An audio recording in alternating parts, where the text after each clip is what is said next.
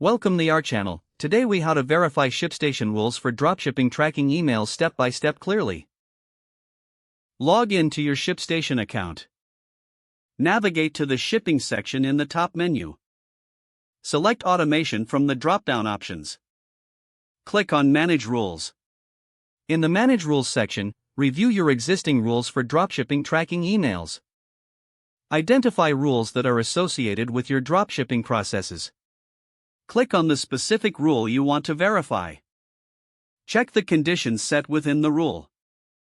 Ensure the conditions accurately reflect your current dropshipping practices. Look for any triggers that activate the rule. Verify that the triggers correspond to your tracking email requirements. Inspect the actions specified in the rule. Confirm that the actions align with how you want the tracking emails to be sent.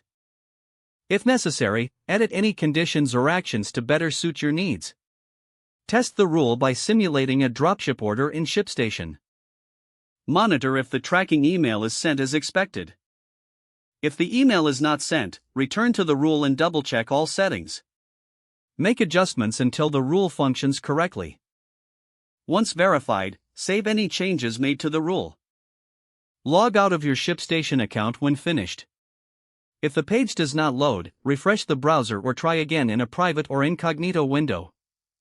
Make sure you are using the correct email address, then retype it carefully to avoid small typos.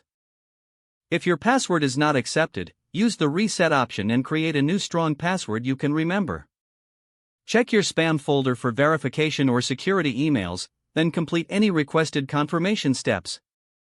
Enable two-factor authentication if available to improve account security and reduce unauthorized access risk. After signing in, review your profile details so your contact information and settings are accurate and current. If you see an error message, note it down and try again after restarting your device and internet connection. Log out when you finish, especially on shared devices, to keep your account and payment information secure.